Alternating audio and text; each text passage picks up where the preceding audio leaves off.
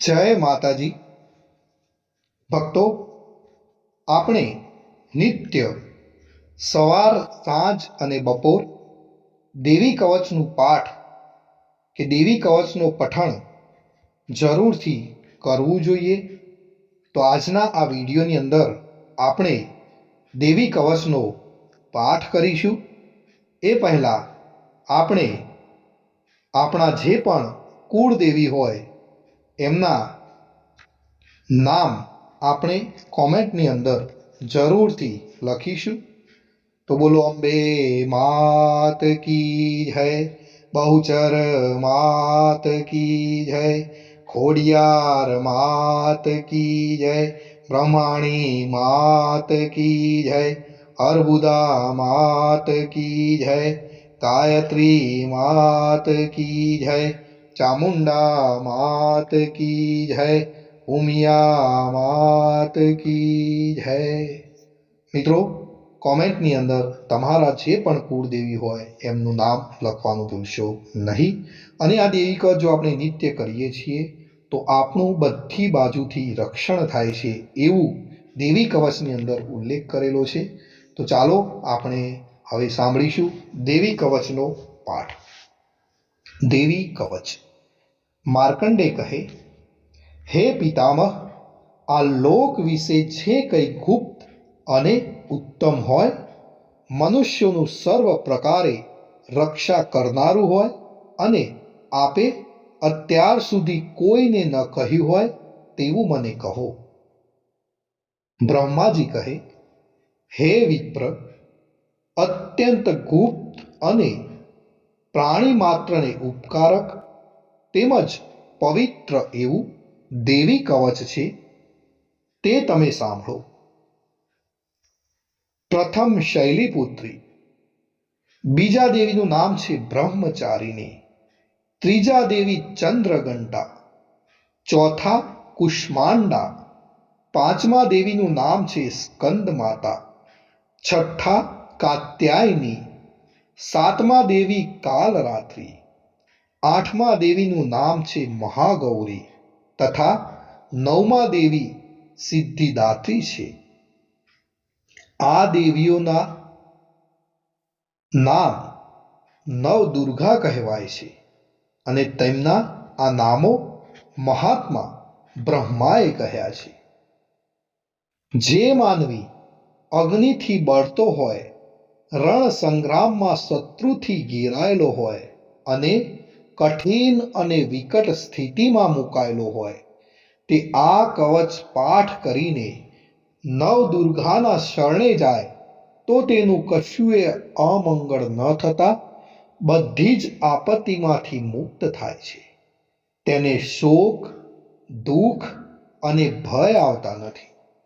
જે મનુષ્ય ભક્તિથી દેવીનું સ્મરણ કરે છે તેની દરેક પ્રકારે અભિવૃદ્ધિ થાય છે। હે દેવેશ્વરી, જે તમારું સ્મરણ કરે છે તેનું તમે રક્ષણ કરો છો તેમાં કોઈ શંકા નથી। પ્રેત પાડા ઉપર બેઠેલ દેવી ચામુંડા, મહિષ પાડા ઉપર બેઠેલ દેવી વારાહી, હાથી ઉપર આરૂઢ દેવી ઐન્દ્રી અને ગરુડ ઉપર આરૂઢ દેવી વૈષ્ણવી શક્તિ છે। વૃષભના પોઠિયા ઉપર આરૂઢ દેવી માહેશ્વરી છે અને મોરના વાહનવાળા દેવી કૌમારી છે। હસ્તમાં એટલે કે હાથમાં કમળને ધારણ કરનાર એવા હરિને પ્રિય દેવી લક્ષ્મી કમળના આસન ઉપર બેઠેલા છે।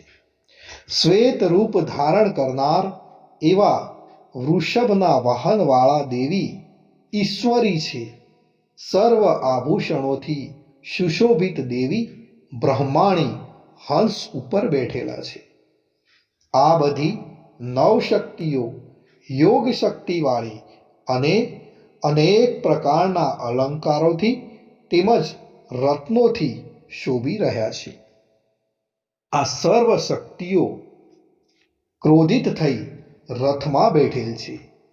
એ શક્તિઓએ શંખ, ચક્ર, ગદા, શક્તિ, હળ, મૂસળ, ભાલો, ફરસી, પાસ, બરછી, ત્રિશૂળ, ધનુષ્યબાણ આદિ આયુધોને ધારણ કરેલ છે.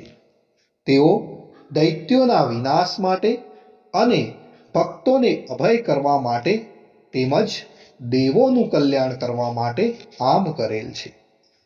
હે દેવી મહારૌદ્રા, હે મહાઘોર પરાક્રમવાળા, હે મહાન બળવાળા, મહાન ઉત્સાહવાળા અને મોટા ભયનો નાશ કરનારા, એવા આપને હું પ્રણામ કરું છું.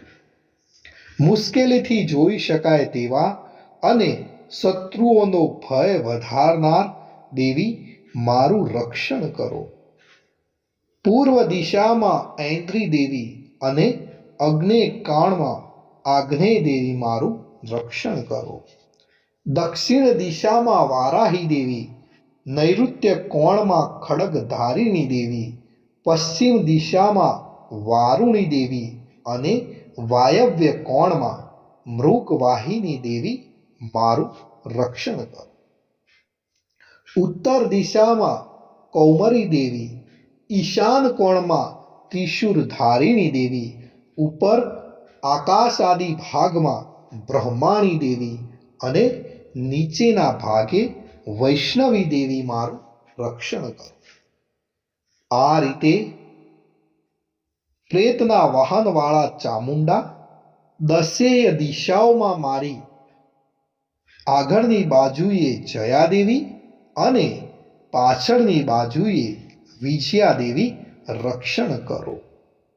મારી ડાબી બાજુએ અજિતા દેવી, મારી જમણી બાજુએ અપરાજિતા દેવી, મારી શિખાનું ઉદ્યોતિ દેવી અને મારા મસ્તક ઉપર રહી ઉમાદેવી, મારું રક્ષણ કરો.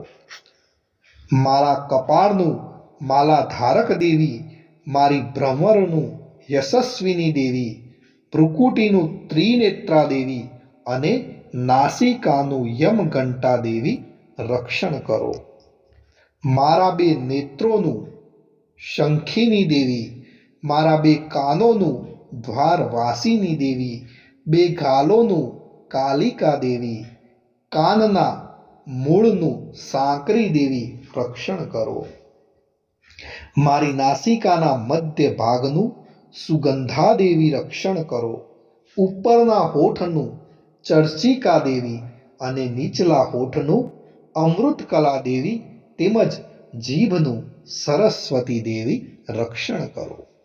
મારા દાંતોનું કૌમારી દેવી, કંઠ પ્રદેશનું ચંડિકા દેવી, દાઢીના નીચેના ભાગનું ચિત્રઘંટા દેવી તેમજ તાળવાનું મહામાયા દેવી, રક્ષણ કરો. મારી દાઢીનું કામાક્ષી દેવી, વાણીનું સર્વમંગલા દેવી, ગળાનું ભદ્રકાળી દેવી અને કરોડરજ્જુનું ધનુર્ધરી દેવી, મારું રક્ષણ કરો.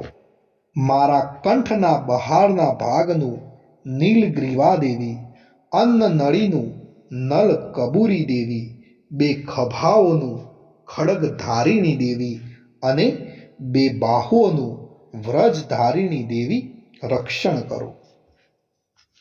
મારા બે હાથોનું દંડિની દેવી, આંગળીઓનું અંબિકા દેવી, નખોનું શુલેશ્વરી દેવી અને કુક્ષીનું નલેશ્વરી દેવી, રક્ષણ કરો.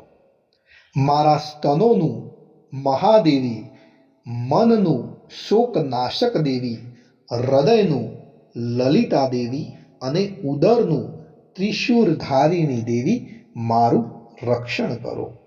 મારી નાભીનું કામિની દેવી, ગૃહભાગનું ગૃહેશ્વરી દેવી, લિંગનું પૂતના કામિકા દેવી અને ગુદાનું મહિષવાહિની દેવી, મારું રક્ષણ કરો.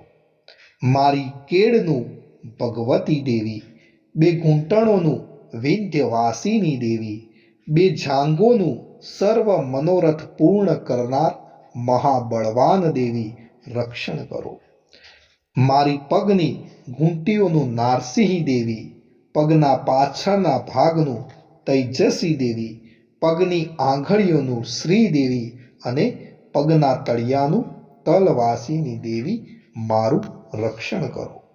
મારા નખનું દ્રષ્ટા કરાલી દેવી, કેસનું ઊંચા લાંબા કેસવાળા દેવી, રૂવાટાના છિદ્રોનું કૌબેરી દેવી અને ચામડીનું વાઘેશ્વરી દેવી રક્ષણ કરો.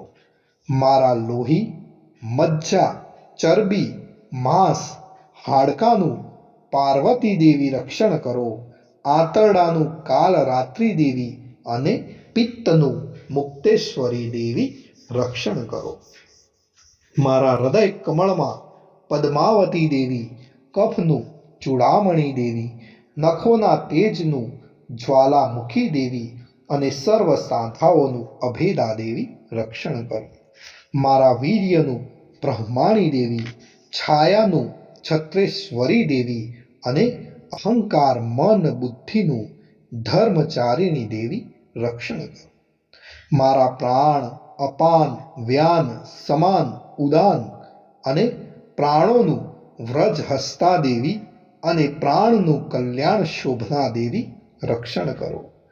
મારા રૂપ, રસ, ગંધ, શબ્દ, સ્પર્શનું યોગીની દેવી અને સત્વ, રજ, તમ ગુણોનું નારાયણી દેવી નિરંતર રક્ષા કરો. મારા આયુષ્યનું વારાહી દેવી, ધર્મનું વૈષ્ણવી દેવી અને યશ કીર્તિ લક્ષ્મીનું વિદ્યાનું ચક્રીણી દેવી રક્ષણ કરો. મારા ગોત્રનું ઇન્દ્રાણી દેવી, મારા પશુઓનું ચંડિકા દેવી, મારા પુત્રોનું મહાલક્ષ્મી દેવી અને મારી પત્નીનું ભૈરવી દેવી રક્ષણ કરો. મારા પંથનું સુપથા દેવી, માર્ગનું ક્ષેમકરી દેવી, રાજદ્વારમાં મહાલક્ષ્મી દેવી અને યુદ્ધમાં જયવર્ધિની દેવી મારું રક્ષણ કરો. જે સ્થાન વિશે આ કવચમાં કહેવામાં ન આવ્યું હોય તેમજ રક્ષા વગરના તે સ્થાનમાં પાપનાશીની જયંતી દેવી મારું રક્ષણ કરો. મિત્રો, જે મનુષ્ય પોતાનું કલ્યાણ ઈચ્છતો હોય તેને આ પાઠ, આ કવચ કર્યા વિના એક પણ ડગલું ભરવું નહીં. આ કવચથી રક્ષાયેલ માનવી નિરંતર જ્યાં જ્યાં જાય છે ત્યાં તેને અર્થ, લાભ, વિજય અને બધી કામનાઓ પરિપૂર્ણ થાય છે. આ પૃથ્વી પર માનવી જે ચિંતન કરે છે તે તેને ચોક્કસ મળે છે તેમજ અતુલ ઐશ્વર્ય પ્રાપ્ત કરે છે. આ કવચથી રક્ષાયેલ માનવી પૃથ્વી પર નિર્ભય થાય છે. તે સંગ્રામમાં પરાજય પામતો નથી. તે ત્રણેય લોકમાં પૂજનીય બને છે. આ દેવી કવચ દેવોને પણ દુર્લભ છે. જે મનુષ્ય સવારે, બપોરે અને સાંજે શ્રદ્ધાયુક્ત થઈ હંમેશા નિયમ રાખી પાઠ કરે છે તે દેવી શક્તિને પામે છે. તેનો ત્રણેય લોકમાં જય જાય છે અને તે 100 વર્ષનું આયુષ્ય ભોગવે છે. આ કવચનો પાઠ કરનાર મનુષ્યના વિસ્ફોટક, દાદર, ખસ, ખુજલી આદિ ચામડીના દર્દો પણ નાશ પામે છે. સ્થાવર, જંગમ, કૃત્રિમ વિષ પણ નાશ પામે છે. મારણ, મોહન, ઉચ્ચાટન, મંત્ર, તંત્ર વિદ્યા, પૃથ્વી પરના, આકાશના, જળમાંના ઉત્પન્ન થનારા અને દંશ દેનારા જંતુઓનો અને કુળના દુષ્ટ દેવતાઓથી થયેલ દોષો તેમજ માલા, શાકિની, ડાકીની, ક્રૂર ગ્રહો, ભૂત, પિશાચ, યક્ષ, ગંધર્વ, રાક્ષસો, બ્રહ્મ રાક્ષસો, વેતાલ, કુષ્માંડા, ભૈરવ આદિના દોષો, અશુભો આ કવચ ધારણ કરનારને લાગી શકતા નથી. તેના દર્શન માત્રથી જ નાશ પામે છે, અગર તો નાસી જાય છે. કવચ ધારણને શ્રેષ્ઠ માન, તેજની વૃદ્ધિ, રાજ્ય, ઐશ્વર્ય અને કીર્તિ પ્રાપ્ત કરે છે. જે આ કવચનો પાઠ કર્યા પછી ચંડી પાઠ કરે છે તો તેનો યશ વધે છે. જ્યાં સુધી પર્વત, વન, ઉપવન સહિત પૃથ્વી રહે છે ત્યાં સુધી તેના પુત્ર પૌત્રાદિ સંતાન વંશ કાયમ રહે છે. મહામાયાની કૃપાથી કે મૃત્યુ બાદ પણ દેવોને દુર્લભ એવું શાશ્વત સ્થાન મેળવે છે, તે શ્રેષ્ઠ રૂપ મેળવીને શિવની સાથે આનંદ કરે છે. ઇતિ શ્રી વારાહ પુરાણે હરિહર બ્રહ્મા વિર્ચન દેવ્યાન કવચમ સંપૂર્ણમ. મિત્રો, અહીં આપણે દેવી કવચનો પાઠ સંપૂર્ણ કરીએ છીએ. કોમેન્ટની અંદર તમારા કુળદેવીનું નામ લખવાનું ભૂલશો નહીં. આપ સર્વેને મારા જય માતાજી.